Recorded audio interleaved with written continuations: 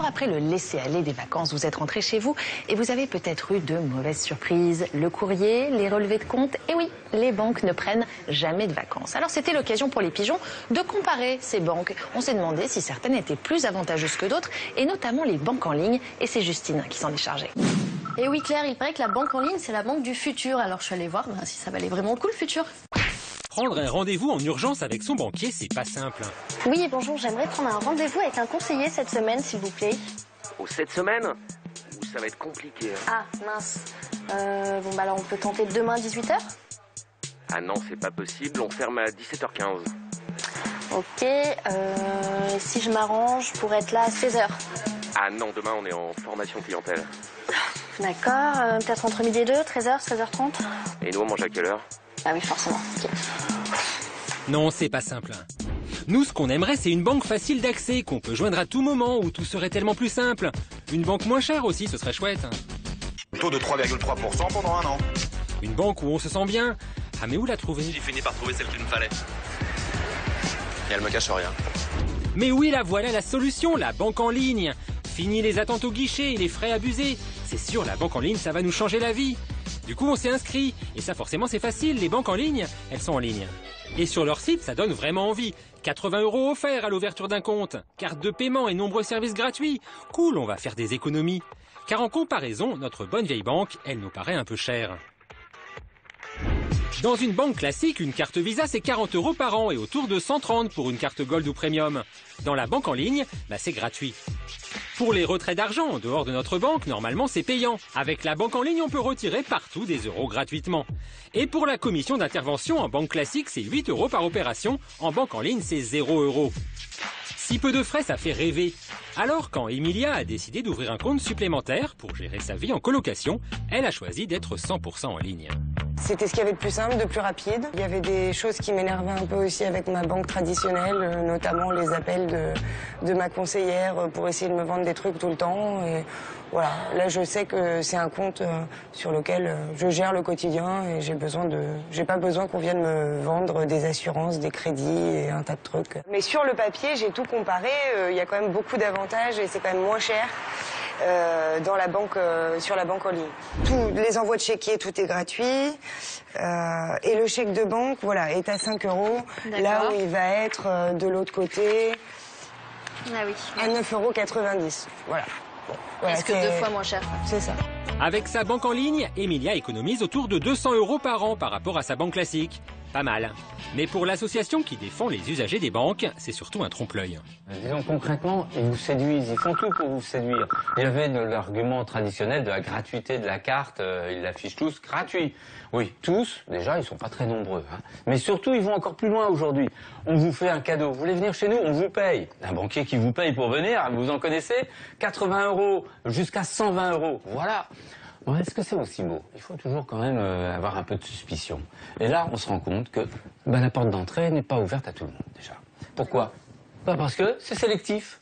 Oui, il y a des clients, on va leur dire, il faut dépenser avec votre carte bancaire au moins 750 € par mois.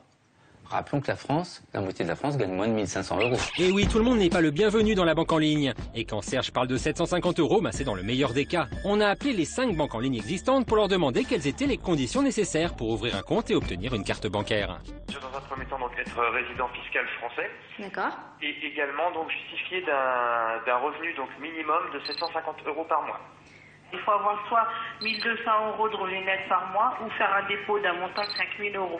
On va vous demander de prouver soit que vous avez un montant minimum de revenus de 1500 € ou soit de déposer une épargne de 5000 € à l'ouverture. Les conditions, c'est qu'il faut avoir un minimum de revenus de 750 € par mois pour faire une demande chez nous.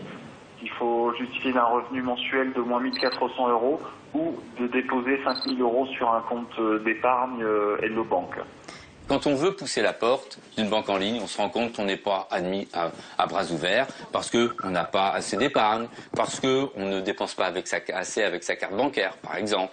Et même pire, c'est bien qu'on reçoive des revenus conséquents, eh bien, selon la nature de ces revenus, allocation d'adultes handicapés ou encore Pôle emploi, alors qu'on reçoit des milliers d'euros, eh bien, on va vous refuser.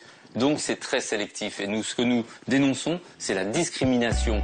La discrimination, Françoise, elle estime en avoir été victime, justement. L'an dernier, elle a fait une demande d'ouverture de compte dans une banque en ligne. Et elle était confiante, Françoise, elle pouvait justifier de revenus bien supérieurs au seuil demandé. Pourtant, ça s'est pas passé comme prévu. J'ai réussi au bout de quelques essais à avoir quelqu'un au bout du fil qui en fait ne m'a pas donné de réponse dans un premier temps en disant que voilà, mon dossier avait été oublié, qu'ils le mettaient au-dessus de la pile et qu'ils allaient traiter en priorité mon dossier. J'ai dit, écoutez, vous me dites oui, vous me dites non, mais vous me donnez une réponse parce que moi il faut que je sache ce qu'il en est. Et il se trouve que la personne qui me répond me dit clairement, écoutez, on ne va pas pouvoir vous ouvrir un compte en ligne parce que vous ne répondez pas à nos critères d'éligibilité. Car à l'époque, Françoise, elle était en train de créer son entreprise et ses revenus étaient des allocations chômage. Et ça, visiblement, ça ne lui plaisait pas à son banquier en ligne. La personne m'a dit qu'il y avait un certain nombre de documents qui permettaient d'ouvrir un compte et que les attestations de revenus, de complément de revenus par Pôle emploi n'en faisaient pas partie. D'accord, mais ça c'est écrit nulle part. Non, c'est écrit nulle part. Est-ce que vous avez eu un document, une preuve écrite en fait de ce refus et des raisons surtout de ce refus? Non, je n'ai eu aucun document écrit et la personne que j'ai eue au téléphone m'a même stipulé précisément que je n'en aurais pas. Refuser un dossier pour cause d'allocation chômage, c'est pas très sympa. Et ils ne s'en vendent pas d'ailleurs. Quand on a appelé cette même banque pour leur poser la question, officiellement, il n'y a aucun problème. Donc vous me garantissez qu'il n'y a aucun problème si c'est des indemnités chômage, même si c'est au-dessus du seuil Oui, il n'y a aucun problème. En fait, que ce soit des virements permanents, des salaires ou des allocations, il n'y aura pas de problème à ce niveau-là. Alors y aurait-il une différence entre le discours officiel et la réalité? À en croire les pubs, par exemple, dans la banque en ligne, vous avez à votre service des conseillers à dispo pour répondre à toutes vos questions. C'est cool, mais qui sont ces conseillers? Quand on regarde les offres d'emploi, par exemple, on voit que les niveaux en fait, de formation, de qualification, d'expérience sont pas tout à fait les mêmes entre les banques traditionnelles et les banques en ligne. Vous savez, les banques en ligne, on dit souvent la banque low cost. C'est surtout low cost pour la banque. Elle fait des économies sur les loyers, elle n'a pas de locaux, de la même manière qu'une banque de détail. On fait des économies de papier, plus d'envois postaux, etc. Elle fait même des économies sur les salariés, effectivement. On est moins regardant, on prend des jeunes c'est très bien, sauf qu'on sait très bien que c'est moins cher aussi.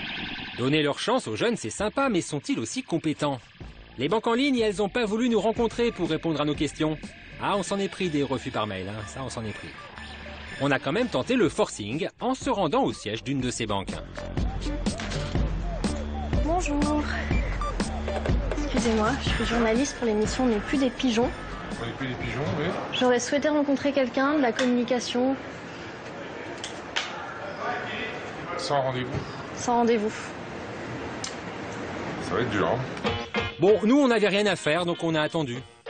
Longtemps. Comme ils insistaient, on a éteint notre caméra. Enfin, l'une de nos caméras. On a posé nos questions et on a obtenu une réponse. Enfin, pas celle qu'on attendait. Je vous dis qu'il n'y a personne qui peut vous répondre, donc je ne vais pas vous inventer quelqu'un. Mais si vous êtes là, vous pouvez me répondre. Parce que je m'occupe de la communication, mais moi j'organise. Voilà, vous occupez de la communication. Oui, mais je ne réponds pas, c'est pas moi le porte-parole. Du coup, je vais chercher ma carte, je vous la donne, et puis vous me renvoyez votre demande. J'aurai pas de réponse, vous le savez. Chou blanc ou presque, car quelques jours plus tard, certaines banques ont quand même fini par nous envoyer des mails hyper rassurants sur la compétence de leurs conseillers. Des professionnels de la finance qui peuvent répondre à nos questions concernant la bourse ou la fiscalité. Ça tombe bien, Justine, elle avait 2-3 questions qui lui passaient par la tête. Je vais vous demander, en fait, j'aimerais bien investir dans des PME en direct par mon PEA PME. Mais je me demandais si je pouvais cumuler des déductions fiscales IR et ISF ou pas. Alors ça, c'est-à-dire si vous pouvez cumuler des déductions fiscales, impôts d'imposition et ISF. Oui, ça existe. En fait, non. Oui, ça existe, oui. Non.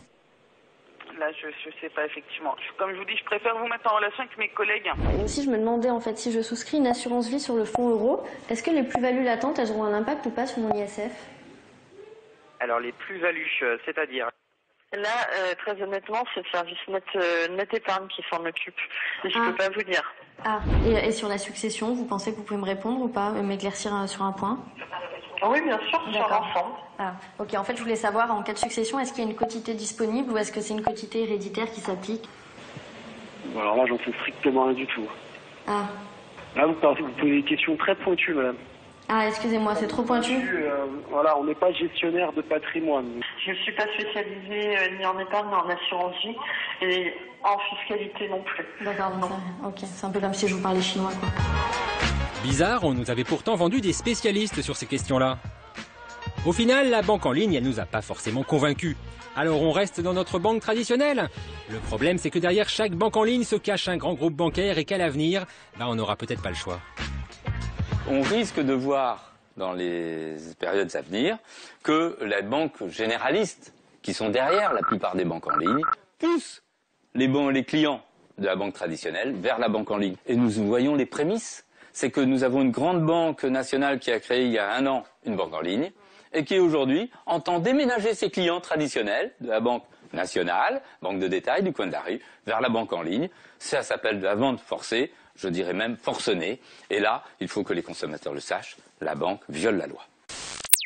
Bon, alors Justine, si je souscris une assurance vie sur le fonds euro, est-ce que les plus-values latentes auront un impact sur mon ISF? Bien sûr que non, Claire, tu sais pas ça quand même. Oh, écoute.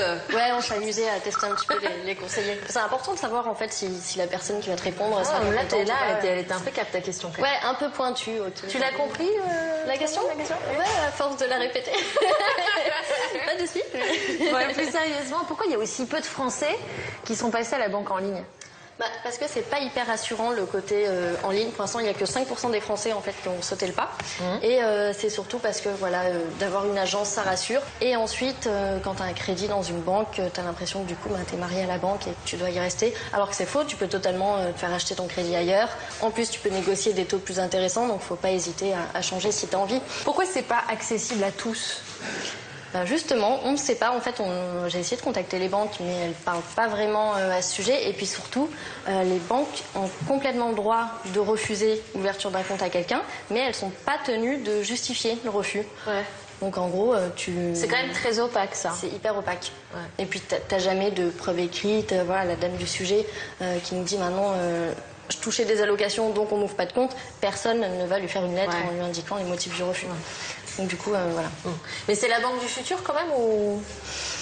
C'est la banque du futur dans le sens où, pour les banquiers, c'est vraiment low cost, quoi. Les économies en termes de frais, pour eux, c'est énorme. Donc du coup, toutes les banques ont envie de tendre un maximum vers la banque en ligne. Donc supprimer des agences, tout faire sur Internet. Et puis même nous, en fait, avec nos banques classiques, maintenant, on peut faire pas mal de trucs en ligne. Donc ouais, c'est vraiment, on tend vers ce modèle-là. Mais alors, à qui on peut le conseiller? Est-ce que ça s'adresse à une cible en particulier? Oui, ça peut s'adresser à tous ceux qui en ont marre de payer des frais bancaires. Ouais. Ça s'adresse aussi aux personnes qui sont constamment sur Internet ou avec une tablette et qui font vraiment toutes leurs opérations en ligne et limite qui sont frustrés par le fait de ne pas pouvoir faire vraiment la totalité de leurs opérations bancaires en ligne. Donc ça, c'est bien. Pour les jeunes hyper connectés, les geeks, c'est super. Et si on n'est pas content du tout de sa banque aujourd'hui, de sa banque traditionnelle? Ouais, on peut tenter, mais vraiment avant de garder quand même un compte en banque classique parce que les banques en ligne, il faut tester et il faut être sûr que ça nous convienne avant de supprimer vraiment le compte traditionnel. Merci Justine.